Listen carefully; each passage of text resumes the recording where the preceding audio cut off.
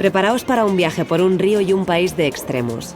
Para que os hagáis una idea, estos son algunos de los datos que he rescatado del libro de Xavier Aldecoa por el río Congo. El río Congo tiene 4.700 kilómetros de largo. En la República Democrática del Congo viven 80 millones de personas en la pobreza.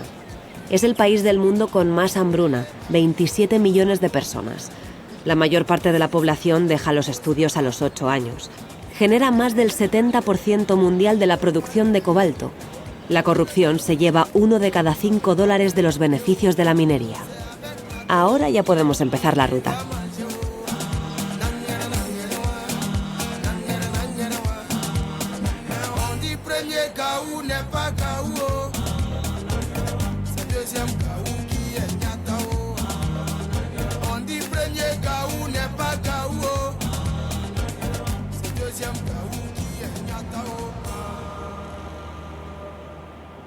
Xavier, lo tuyo con África es más que una historia de amor porque llevas media vida allí. Una historia de amor, pero además correspondida, por suerte, porque allí he crecido, he aprendido y he sido y soy feliz. Y lo tuyo con el río Congo era una asignatura pendiente, ¿por qué este río y no otro? Porque el río Congo es el sueño que he tenido desde siempre. Yo estuve 2 meses y medio navegándolo, pero estuve 41 años soñando con navegarlo porque es la esencia, es dentro de un solo río tienes la esencia de todo un continente, de sus heridas, de su cultura, de su alegría, así que era el río donde quería ir. Decides empezar esta aventura por el río Congo cuando están a punto de matarte, o crees tú que están a punto de matarte, ¿no? Sí, estuvimos con Alfonso Rodríguez, fotógrafo, yendo a convivir con un grupo rebelde para explicar la historia de 2 niños soldados, Gloria y Rodríguez, y nosotros no les dábamos dinero, yo nunca doy dinero a la gente y poco a poco se iban enfadando, por la noche se iban emborrachando y drogando y hubo un momento en el que yo ya empecé a ver que la tensión subía demasiado, les ofrecí unos cigarrillos, me los tiraron encima de la mesa y ese fue el momento de decir algo aquí no está bien. Y al día siguiente, y así empieza el libro, ese grito de reunión en el que nos sacan del poblado y yo ahí sí tengo la sensación de que a lo mejor las cosas no van bien. Pero a la vez, como estaba amaneciendo, estamos en un sitio espectacular, Congo es uno de los lugares más bonitos de la Tierra, sin duda. Tuve una especie de epifanía y dije, el sueño que he tenido siempre de hacer el Congo, tengo que hacerlo de una vez. Y te pones ya a preparar esta aventura. Hablemos de cuestiones de logística que a mí me hacen mucha gracia siempre. ¿Cuánto tardas en preparar el viaje? ¿Qué lleva una persona en una mochila así? Yo debo decir que es como lo había soñado desde hacía tanto tiempo, ya había avanzado bastantes cosas en logística, pero sí que es verdad que durante 3 años me obsesiono, consigo unos mapas en Bruselas de aviación, empiezo a estudiarlos, busco las cosas, me voy a entrenar, o sea, ya la logística empieza ya a ser muy intensa. Y luego la mochila, yo siempre me ha gustado mucho el alpinismo y estoy acostumbrado a poder reducir al máximo las cosas. Llevaba una mochila de 8 kilos, en las que llevaba 2 mudas, pues un saco, una mosquitera, pequeñas cosas de linternas y demás. Y después también unos pins del Barça para ver si eso... De eso hablaremos. Si lo del fútbol, de eso tenemos que hablar luego. Eso, sí. Y llevas un solo libro, ¿no? Un solo libro, el Quijote de la Mancha. Tenía que llevar uno en papel porque yo sabía que mucho tramo del río no va a tener ni conexión ni posibilidad de cargar los aparatos eléctricos. Así que me llevo un libro y el Quijote de la Mancha que lo tenía pendiente. Que era un clásico pendiente. Un clásico pendiente y la verdad que el mejor compañero de viaje que podía haber escogido.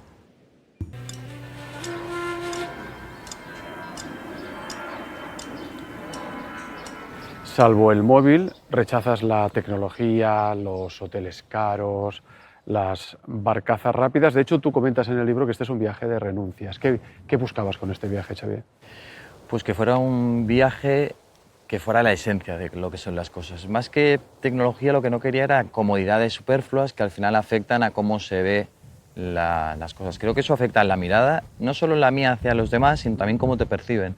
El hecho de que yo viajara en las canoas que viajan los congoleses, en las barcazas, de la manera, pasando las penurias o comodidades que viven ellos, yo creo que de alguna manera esa mirada era más pura, más cercana a la realidad y hacía que ellos también me miraran de una manera diferente. Lo de ser un hombre blanco podía ser un inconveniente porque te podían tomar por espía o por brujo, pero también podía ser una ventaja porque de alguna manera podías ayudar a ganar jerarquía al líder rebelde de turno.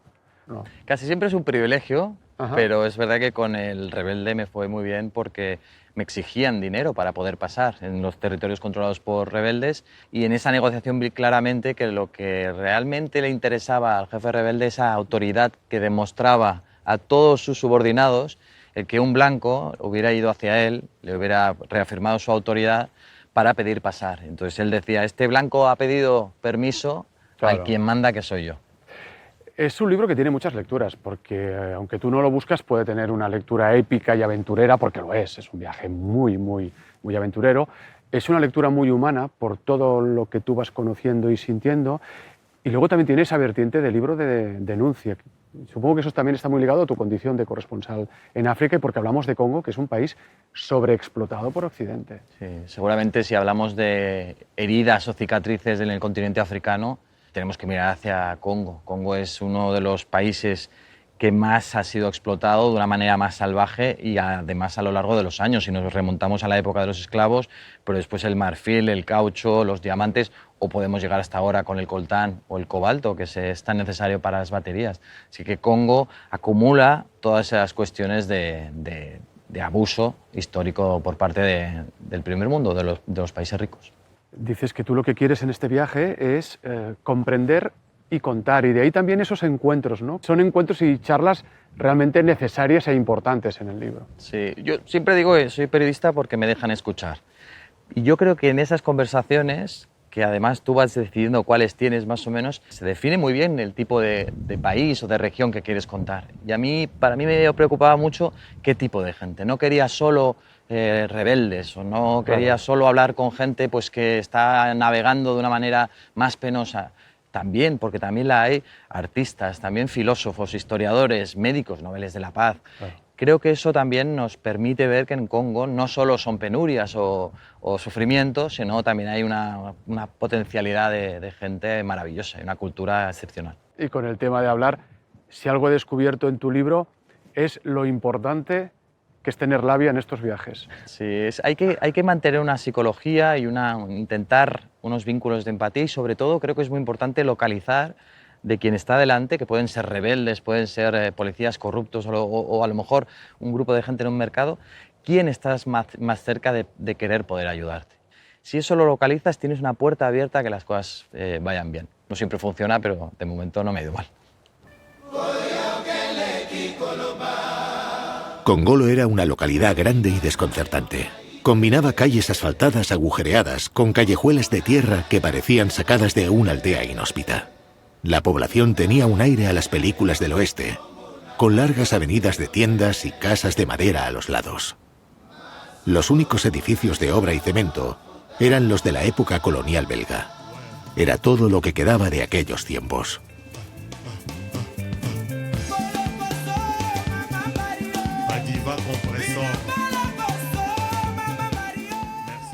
En tu libro El río Congo es un ser vivo, lo es por sí mismo, pero también por toda la gente que vive a lo largo de esos 4.000 y pico de kilómetros. Parece que todo el Congo vive allí, Casi, en sus casi. orillas, casi. Es una arteria líquida, pero además debemos imaginar que alrededor es una selva infranqueable, es una de las selvas más desconocidas del planeta porque no se ha podido investigar. Así, eso provoca que mucha gente, es verdad que hay otras ciudades grandes en el Congo, pero que gran parte de la población esté en los márgenes de este río tan majestuoso. El anecdotario es interminable.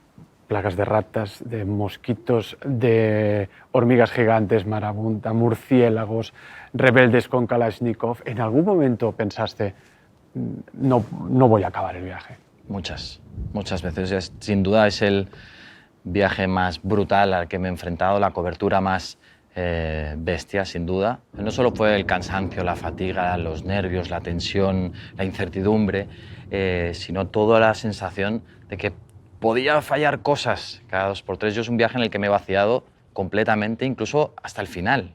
Hay que pensar que el final del Congo no es un delta, te vomitan hacia el mar, Claro. porque es una corriente muy, muy fuerte, y ahí yo no creo en magias. Pero llegó un momento en el que ya por desesperación no podía más, nos habían vendido gasolina mezclada con agua, estábamos a la deriva, y recuerdo poner la mano en el agua y pedirle al río, por favor, déjame llegar. No sé si sirvió eso, pero al final se encendió el motor y conseguimos llegar al final. en ese anecdotario que también regala el libro, el fútbol juega un papel especial. Además, tú escribes que el fútbol en fronteras difíciles era un bálsamo, era un punto de conexión, y tu mochila en el libro es como el bolsillo mágico de Doraemon. Bueno, me salvaron el pellejo más de una vez. No solo la paciencia en algunos casos de fronteras, como decías, sino también en las zonas controladas por rebeldes, cuando llegaba un control, que te tienes que imaginar 6 o 7 tipos con Kalashnikov, con pocas ganas de dejarte pasar, con ganas de darte problemas o conseguir robarte algo.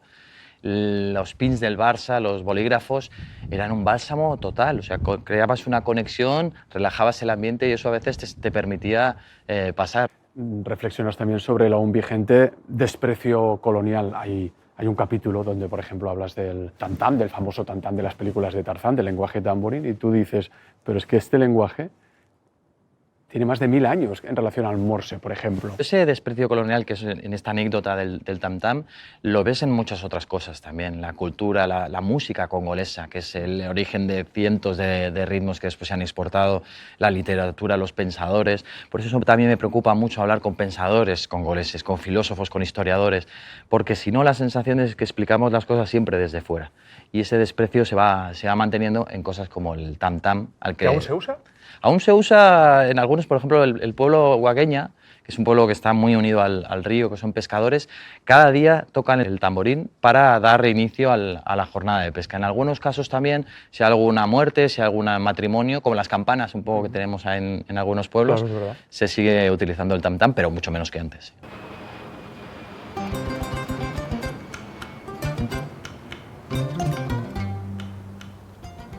¿Cómo gestionas las largas ausencias? Porque tienes familia, tienes 2 hijas pequeñas. Yo siempre digo que esa pregunta, la dificultad de esa pregunta es para la gente que se queda. Es verdad que, lógicamente, juega la nostalgia y echar de menos a mis hijas, a la familia, eso es sin duda, pero a mí me gusta mucho llegar a los sitios.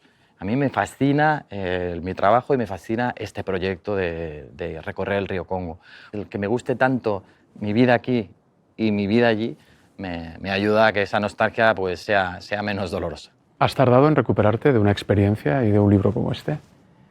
Yo creo que es el viaje sin duda que más me ha cambiado y a nivel físico llegué derrotado, pero también me he vaciado de una manera que aún estoy viendo cómo hacia dónde va. Sin duda me ha cambiado y yo creo que es el viaje que más me ha cambiado y más me cambiará.